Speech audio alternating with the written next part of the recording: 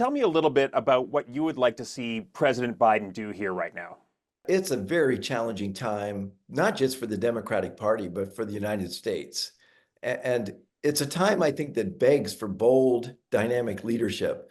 We're all incredibly affectionate and impressed by President Biden. He stepped up in 2020.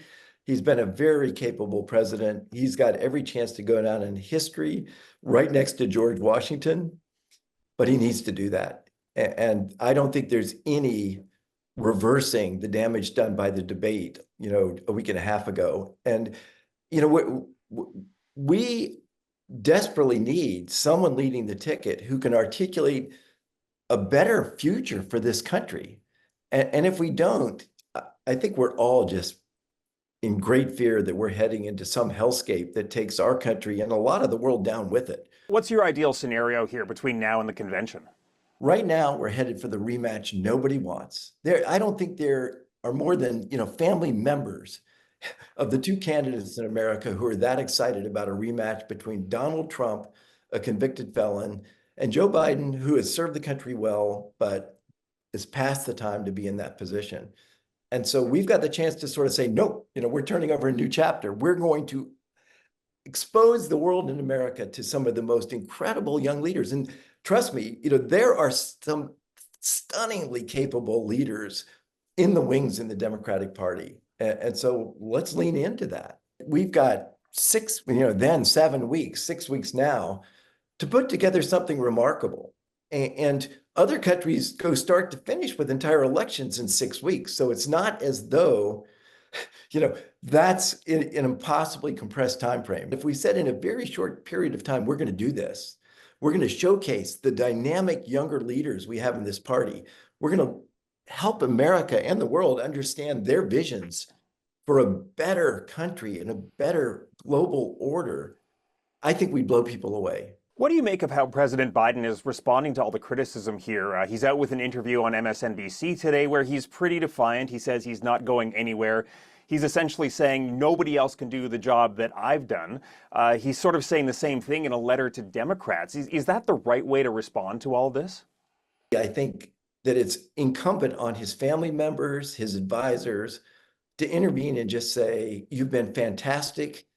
Go out on a great note, do the right thing as George Washington did in 1800, but don't insist that this is your nomination because it is America's nomination. And the facts are, right? I mean, I can't ignore the facts. If he doesn't relinquish this, no one can take it from him. He ran in those primaries. He has the delegates. It's his decision and his alone. But I feel like you hear over and over, like, I don't believe the polls. I don't, we're doing better than that. I don't need a cognitive test. It was just a bad night. I hate to say it, it's delusional.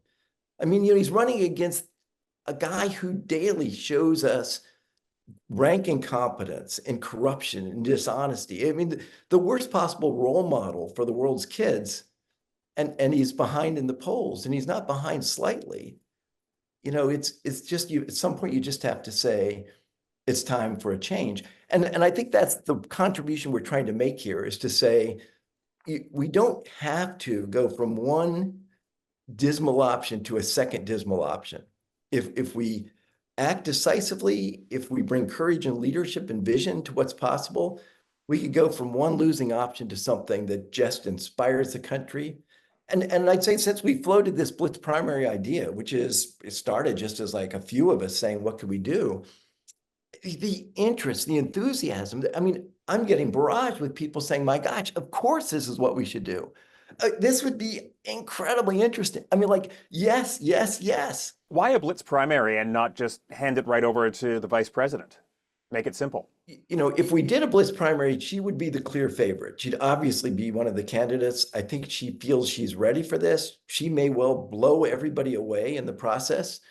But the difference between her prevailing in an open process where America gets to see her, be dazzled by her, and say, yes, she deserves that nomination, versus, okay, you finally convinced me I'm not the candidate.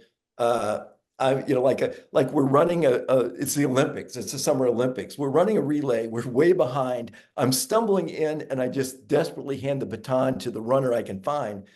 That's not the way to do this.